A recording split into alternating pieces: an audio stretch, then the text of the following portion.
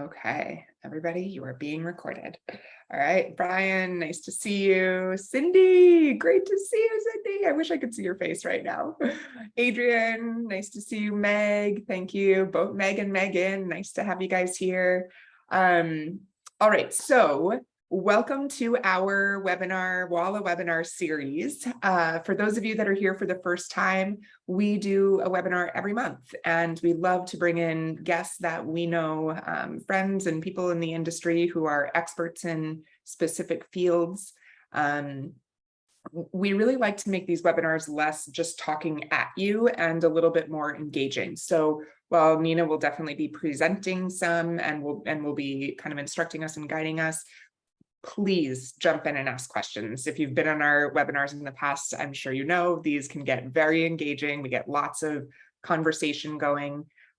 Couple ways to do that. We do have the chat on the side that you guys can jump into as you are now, introducing yourself. But we also at the bottom of your Zoom screen have a Q&A. So you can pop in there and ask questions. So if you know it's something that especially is particular to the moment, like you want to like, hey, you just said this and I didn't quite understand. Can you please dive into it?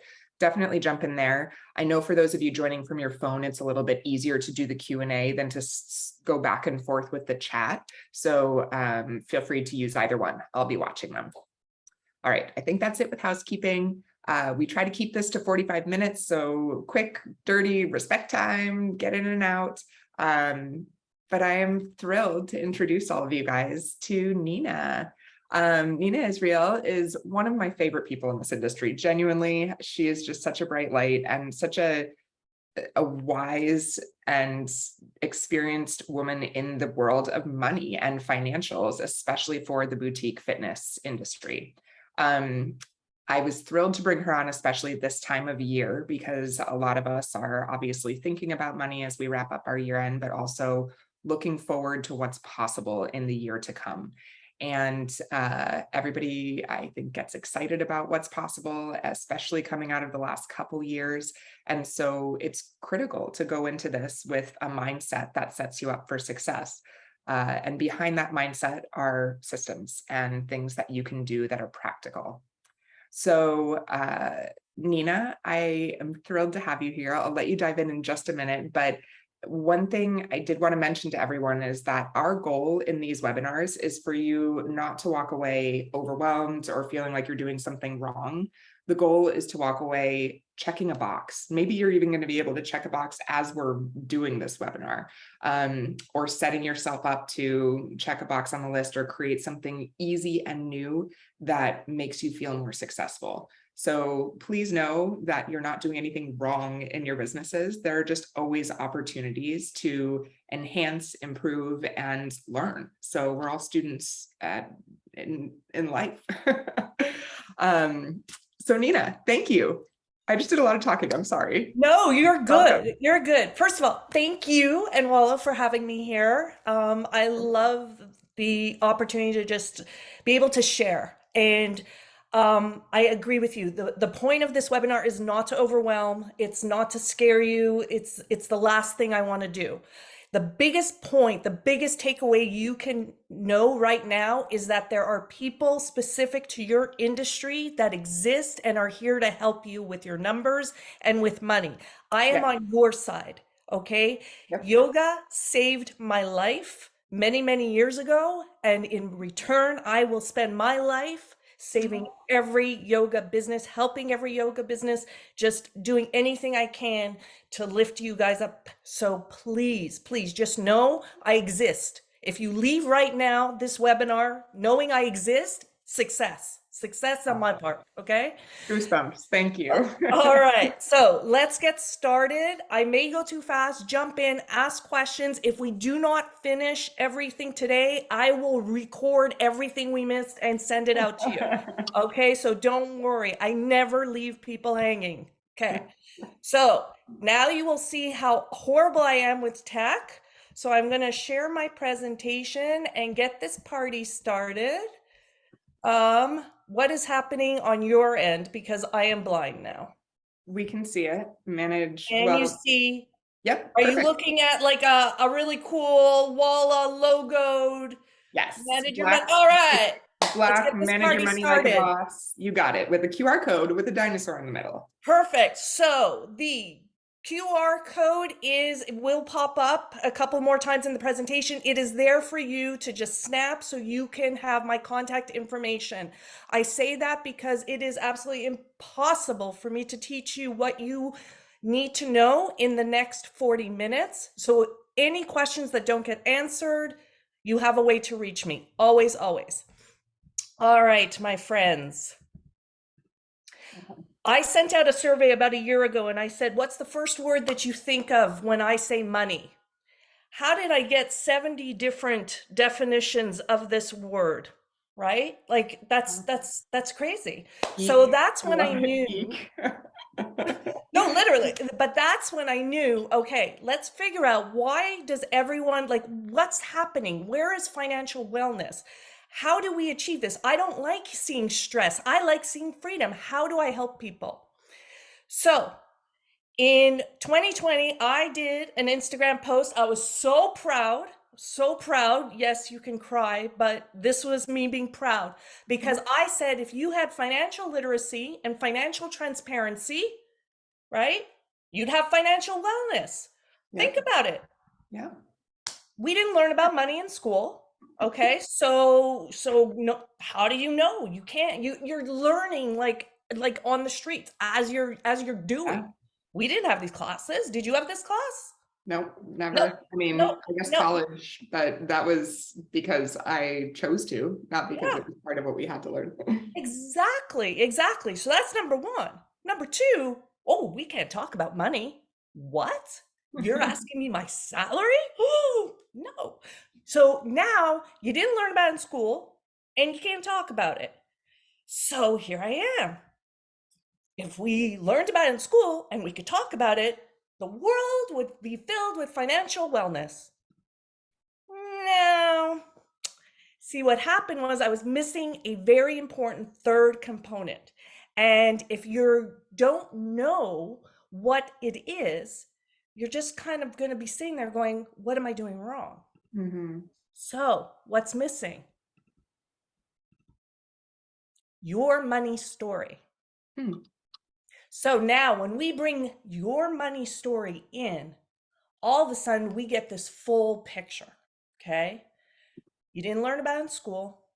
You can't talk about it. And all of a sudden you have a money story. So you might Mhm. be saying, all right, Nina, what's a money story? Well, your money story begins with your parents because you're listening to your parents talk about money. I grew up in a house where we couldn't afford it. It didn't matter. It didn't matter what came out of my mouth. We couldn't afford it. Yeah. And sometimes you'll see your parents fighting about money and you're Mhm. going to think, oh, money is bad because it causes fights. So your parents start this money sort of this your opinion about money, and you might be as young as 5 years old when this opinion's forming. Right. Plus, where you live affects how you view money. Do you live in New York? Do you live in the middle of Kentucky? Do you live in Australia? Do you live in Africa? Where you live affects it. When you live affects it. Did you grow up? Think about the people who grew up in the 1930s during the Depression, how they view money, the scarcity that they have. Right. Think about the people who are living in the tech age and working then, Yeah. right? So how you when you graduate also affects how you view money. How easy was it to get a job after college? Right. So now you've got your parents, you got where you lived, when you graduated. Well, here's the other thing. I've had conversations with siblings and they have different opinions about money and completely different relationships. And I'm thinking, okay, what's missing? What's missing? What's missing? They're friends. So everybody has a circle of influence, and your circle of influence will also affect how you see money. Yeah. So now you didn't learn about it, you can't talk about it, and you've got all these other factors coming into play. Well, no wonder Yeah. everybody views money in a completely different way. So Right. what does this mean? It just means your money story is unique. There is no one on earth who has the exact same money story as you. Yeah. That's it. Oh, that's such a good way to put it. I mean, I think having worked with hundreds of studios at this point, hearing the different stresses around finances and even the requests that we get for different reports and understanding of those reports are so varied. So this is a really great way to make sure everybody knows it's okay that It your is understanding might okay. be very different than somebody else's. Exactly. Exactly. Because there's no one on the planet like you when it comes to money. So you might be saying, okay, great, Nina. How does this apply to my business? The takeaway, if and again, I'm going to keep saying, if you take one thing away from today, Mhm. so the one thing that I would love for you to take away from today is understanding your numbers is a skill. It is a skill. Nobody is born with it. Some people might be better at it than others, but it is a skill that can be learned. Okay? I hate accounting. I love money, but I realize that I need to understand accounting to be able to understand money. Yeah. So I learned it. Anyone can learn this. Let's put this into perspective. Do you think that this baby knows how to drive? No. Does anyone think that this baby knows how to drive? No. Were you born learn? No, you do not know how to drive. But I want to throw in the chat very quickly, who has their driver's license? Me. Is anyone saying no? Nope, lots of raised hands. Okay, we got raised hands. So you learned how to drive because it was important to you. You needed it to get to function for part of your life. So you Mhm. learned it. So learning your numbers, why is that an important skill? Because as soon as you understand your numbers, something happens. You can now proactively make decisions. Mhm. You are not reacting, you are being very proactive in your business. And I love this quote because if you can stop something before it's going to happen, it's a it's a lot easier to clean Yeah. up. It So, really is. yeah, and interestingly, I think this is what we all preach to our students, right? From a physical and mental wellness perspective, we spend a lot of time explaining to them that this is preventative, right?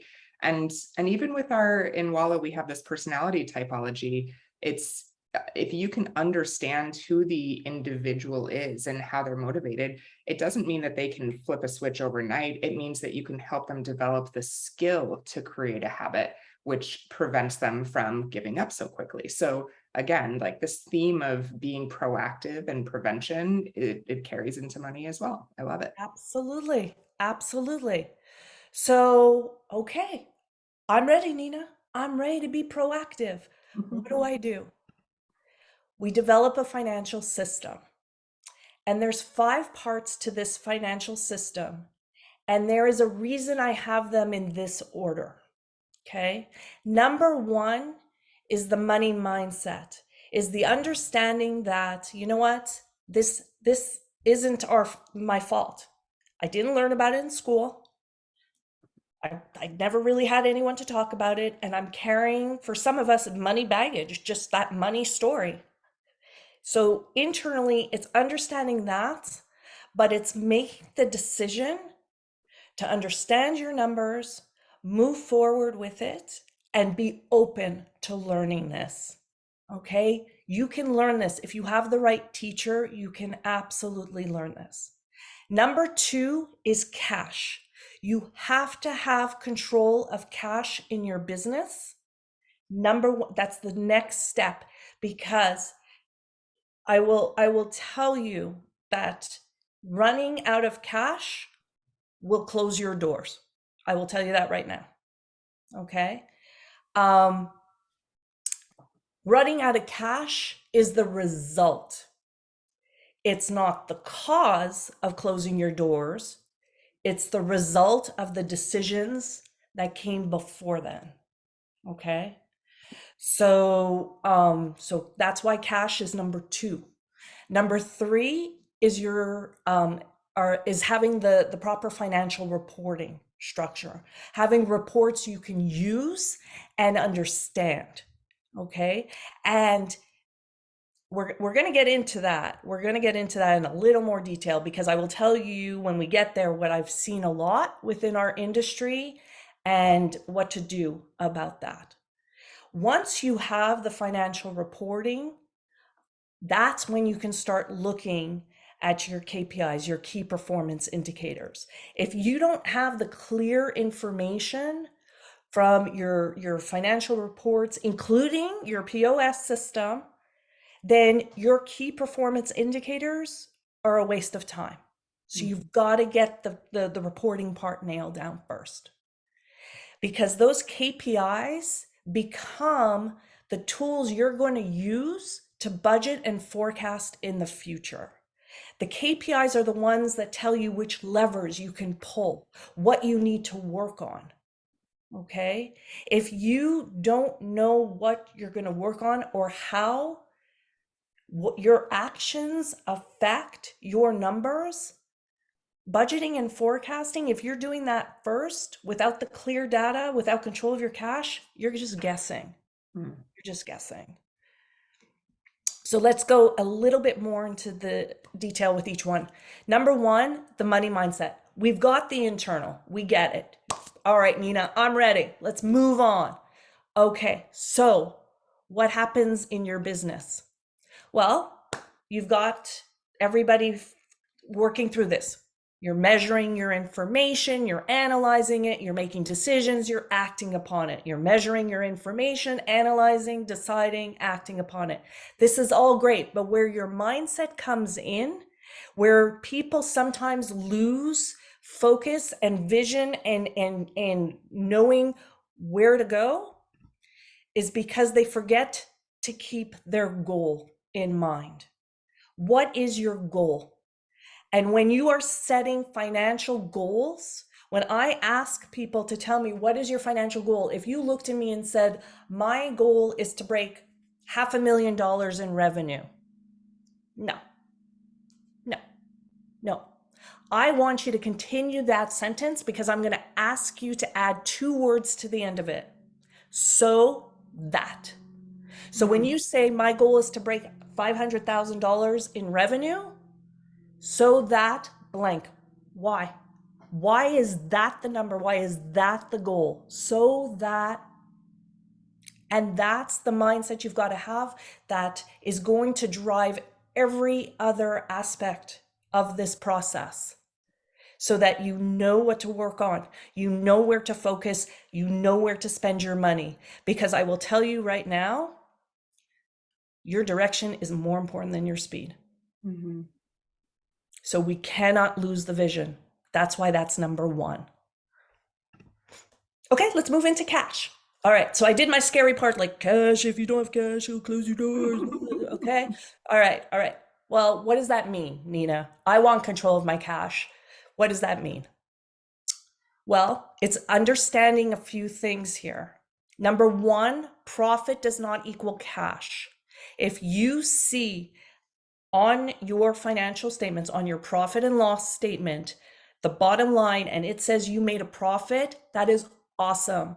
I will tell you that amount of cash is probably not sitting in your bank account, because there are certain accounts that are not on the profit and loss statement that affect your bank account. So for example, sales tax,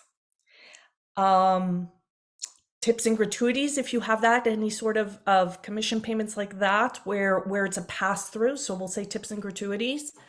If you are taking an owner draw, and you are not on your payroll, that does not belong on the profit and loss statement. Okay.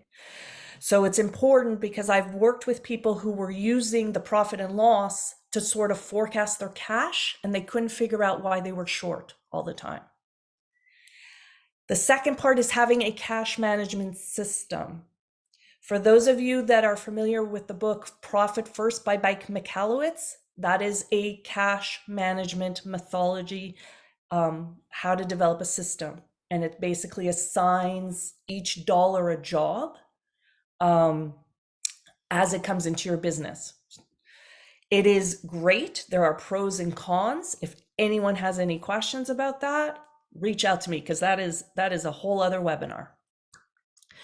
Understanding good cash versus bad cash. So what I mean by that is, let's say you're going to borrow some funds. It's very important to understand that there are good reasons to borrow and there are bad reasons to borrow. A good reason would be if you are working on opening up a second location. And please, I'm going to assume that you have every single system dialed in to a T before you are thinking about opening up that second location. But if you want to borrow the money in order to open the second location, that would be a good reason. A bad reason to borrow cash would be to cover rent, to cover payroll, to cover operating expenses. If you are borrowing cash for those types of expenses, there is a different problem that needs to be addressed. Cash controls. For those of you that are using cash within your business, taking it in at your front desk, using petty cash, just making sure that you have the checks and balances to monitor any sort of cash flowing through your business. Cash flow forecasting. That is being able to sit down and map out what is going to happen in your bank account before it actually happens in your bank account. Again, whole other webinar. I can help you with that, but it is such a vital tool. I have people that are on my cash map, and they are, first of all, let me make it clear, these are people who have told me I'm not a spreadsheet person. They are spreadsheet gurus now, and they are having the best time, and they have mapped out, they know what is happening in their bank account for 3+ months. And they love it, because it is such, the feeling you get when you have control over your cash, I will tell you, control going up, anxiety going down.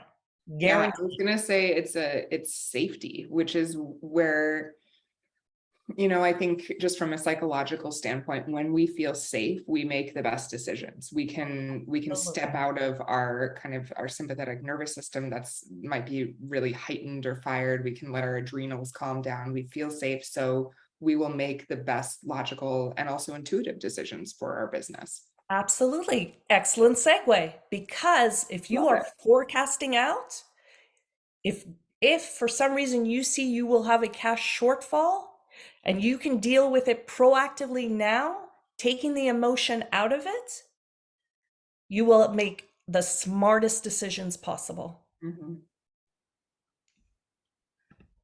All right, number 3, financial reporting. So when it comes to financial reporting, the way I kind of like to establish this is the power of 3. So yes, it's coincidental that financial statements is number 3 on my process, and I came up with this power 3, completely coincidental, but it works. Okay.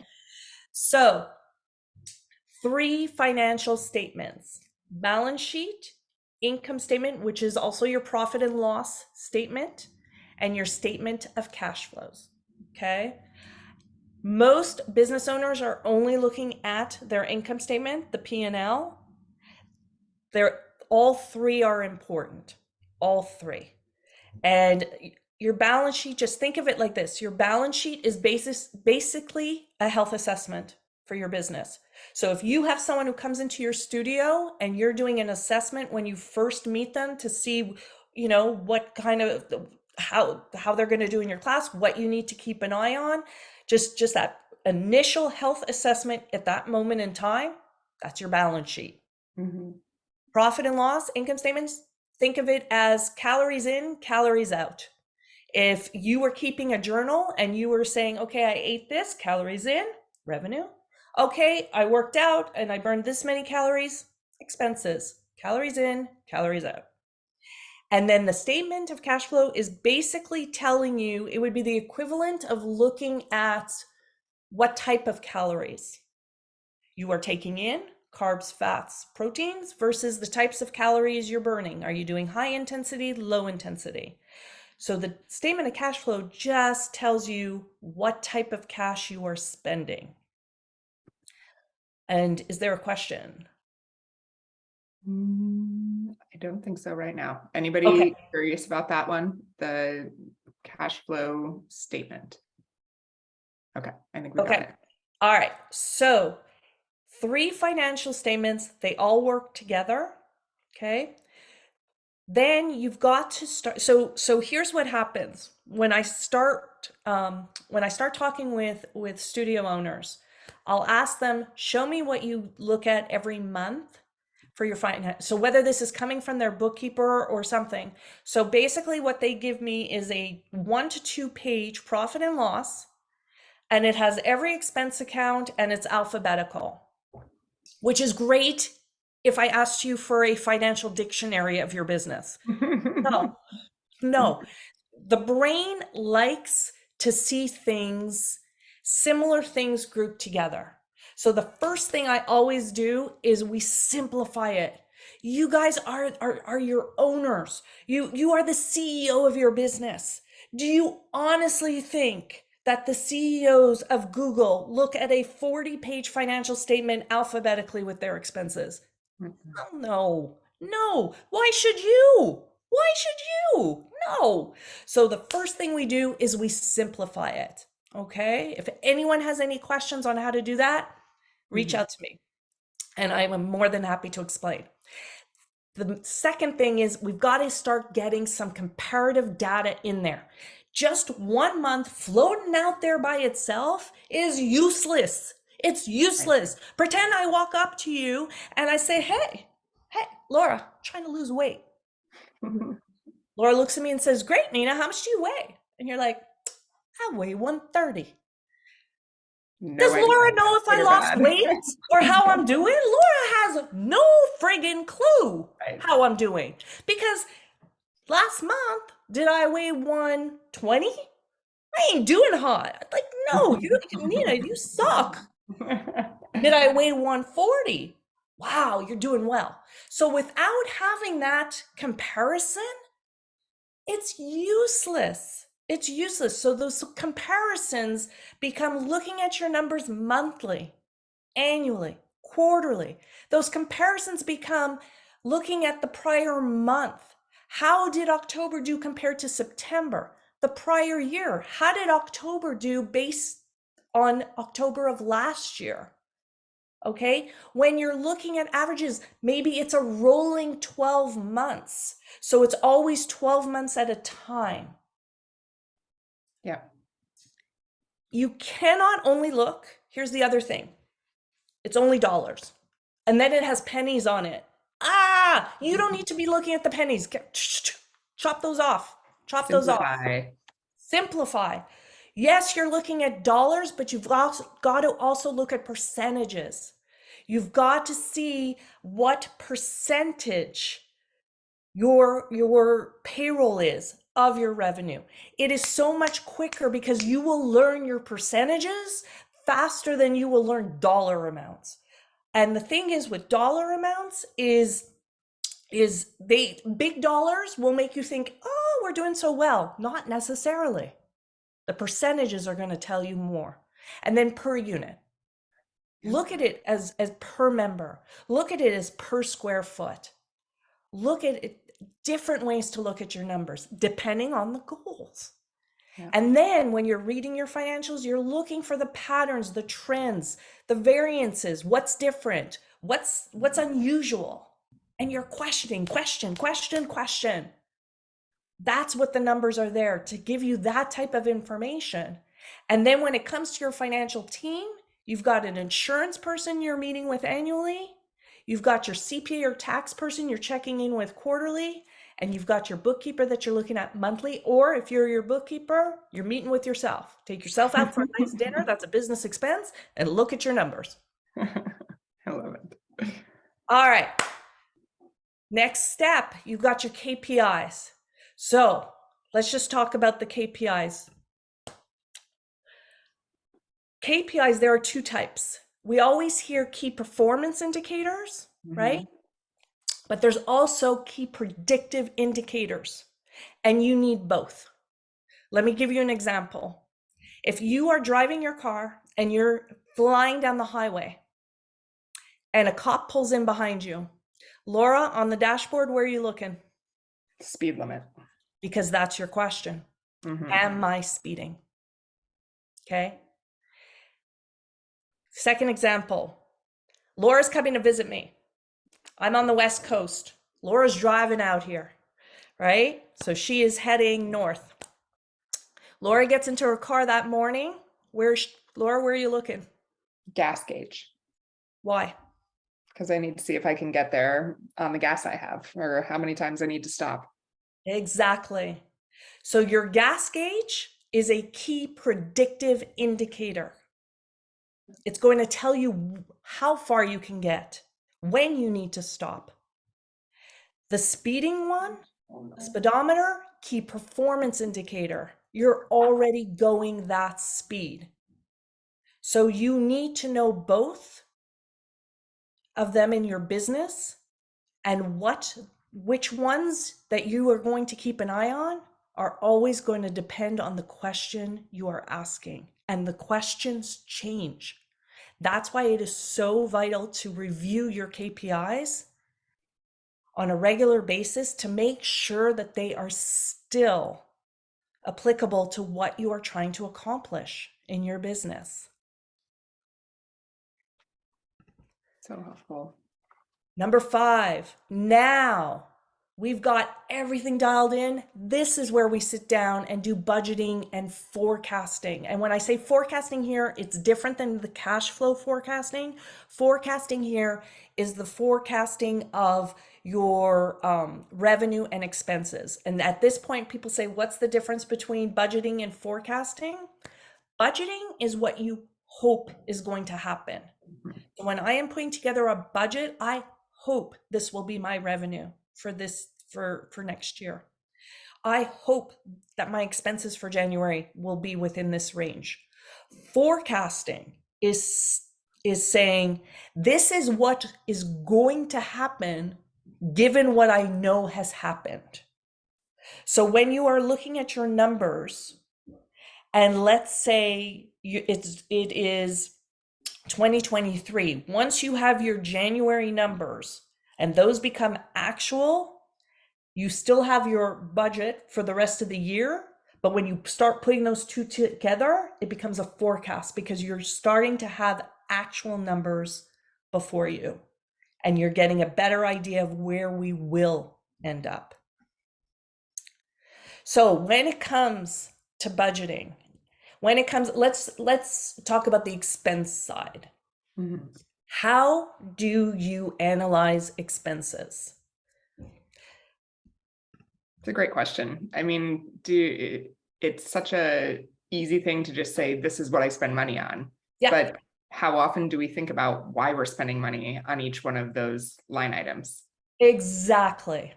So I put together this expense management matrix because I want you to think about your expenses in a very objective way. So when you are looking at where you spend your money, some of the questions you should be asking are, does this bring in new clients, new customers? Does this help me keep my current customers? Does this save me time so that I can work on getting more customers in and keeping my customers happy? Mm-hmm. Does this contribute to my goal? Does this contribute to future growth? And number 6, is there a more cost-effective solution? Mm-hmm. Because sometimes what I'll see is studio owners is, if you have something important and urgent, for example, the HVAC in your studio breaks down, spend the money. You have to spend the money. It Yep. is important and it's urgent. But if you have something like, oh, I would love to get this piece of equipment, it would be really cool. I think my clients would really love it. It's important because it'll help keep your current clients happy, but it's not necessarily urgent. So in that case, budget for it. If it's not urgent and it's not important, I ask you to revisit why you're spending money on it and bring those questions back in. Right. Where So, I see the most trouble is if something's not important, but for some reason it's urgent, danger, danger, danger, like just stop, stop, stop, stop, stop. yeah. So it's looking at your expenses and saying, where on this matrix do they fall? So marketing, for example, if we're looking at marketing, we're most of the time marketing is important, but not urgent, correct? Like it falls into always put it in the budget. But if there's something timely you need to market, like teacher training, because that's a huge part of your revenue, or a studio down the street closes and you need to up your marketing spend on Facebook ads because people are going to be looking for a new home. Is that how you would kind of look at those two things? Exactly. Okay. Absolutely, exactly. Because the number one question, does this bring in new customers? Mhm. Yes. Yes, yes. So I do need, it is a valid expense. Yep. It's just, how do I manage that expense? Yep. And I Okay. love that example, Laura. That is perfect. Perfect. All right. Awesome. Yeah, I think it's often that marketing is an example of something that gets put into the revisit bucket often. I mean, sometimes studios have it as a staple budget item. It's happening all the time. Other times that ends up being the first thing to get axed because it doesn't feel like an instant ROI. But in fact, it is important because that is what keeps the business healthy, by getting new people in the door. And it's important to have new people for your goal, which is maybe your $500,000 a year, so that you can buy the house that you've been dying to buy, Exactly. whatever. Exactly. Okay, So time to take action. Time to take awesome. action. We can do this. We can Wait, absolutely do this. just before we take action, does anybody have questions on something falling into one of those quadrants that you're like, okay, this is something I'm struggling with right now. Where would I put that? Any examples that you want to dive in and share? QA or chat. Okay, if you think of something, put it in the chat, put it in the Q&A. We can talk about it. Absolutely.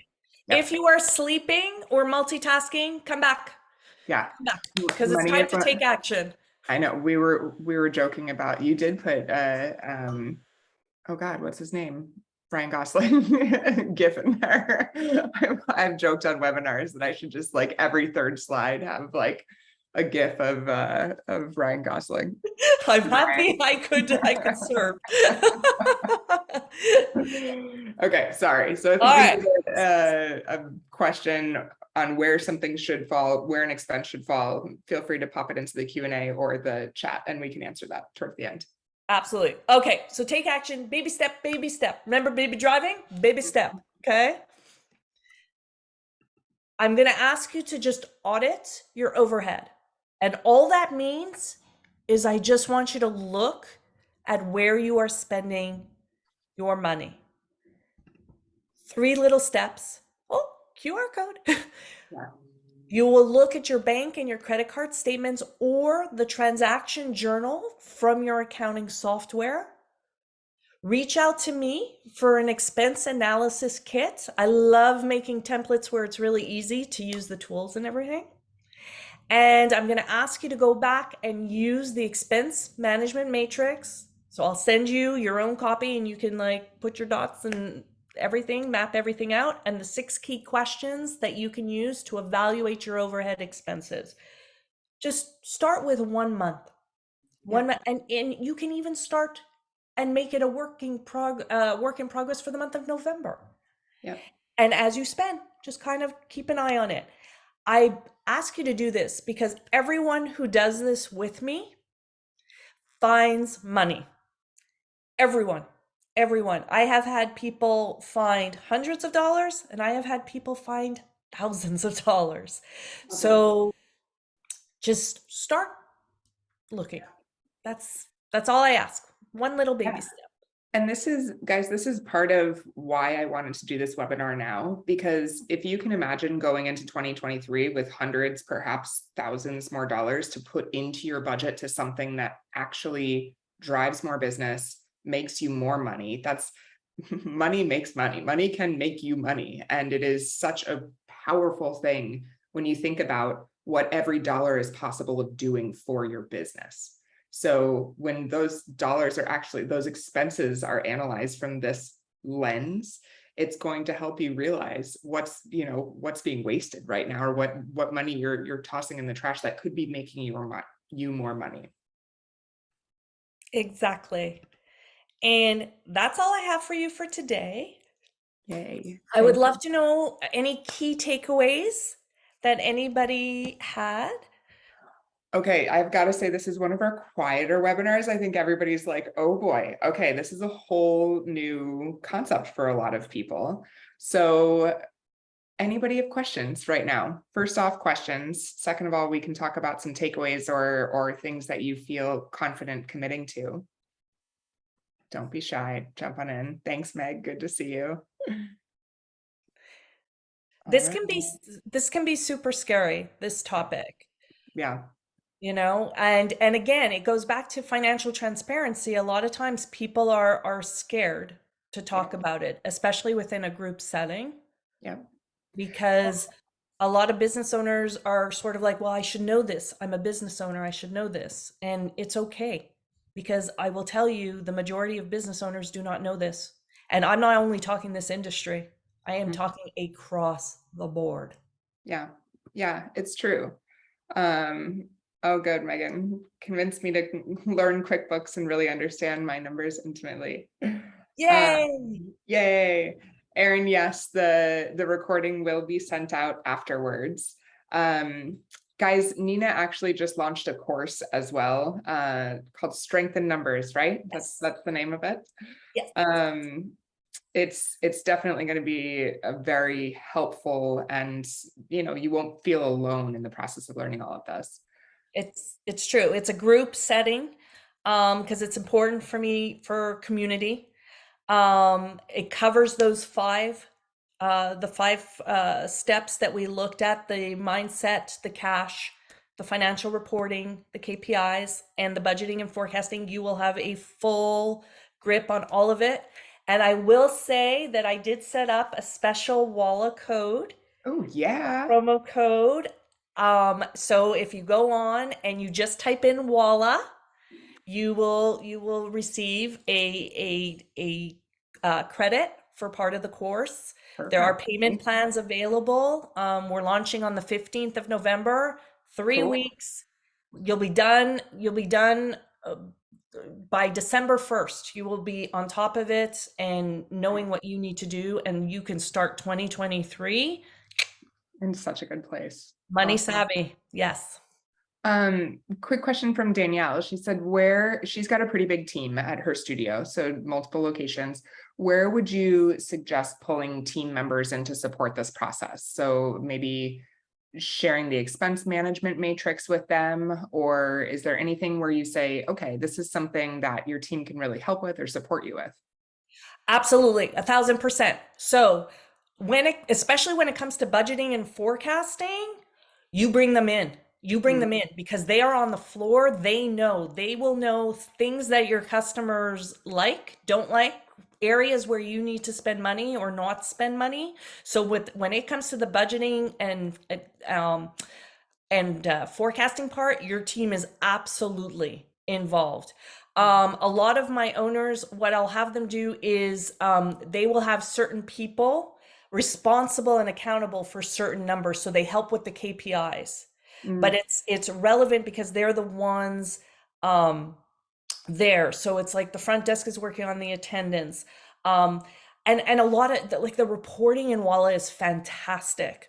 mm. So it's just having that person pull in, but I would absolutely get the team involved as much as possible, as much as possible. They don't need access to your bank account, but definitely get them involved. And we can talk through that more. Cool. Yeah, Janetta, thanks for the note. She said she's 1 month into opening the studio. So many things I don't know, realizing how important it is to master these finance skills, no matter how much it overwhelms me.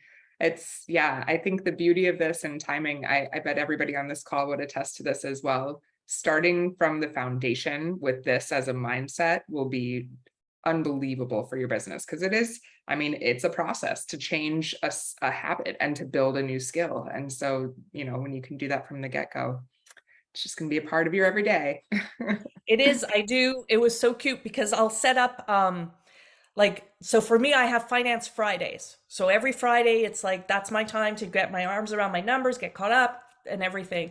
And I'll work, and I'll always, with one yoga studio owner, we were working and it together, and we were talking about finance Fridays, and she was so cute because she's like, Friday's a really busy day for me. She's like, Monday's better. I said, Mondays, no problem. Pick your day, make it. I love Just it. that's it. And once you have the system dialed in, you can get this. I have seen studio owners get this down to 15 minutes during the week and then a monthly review.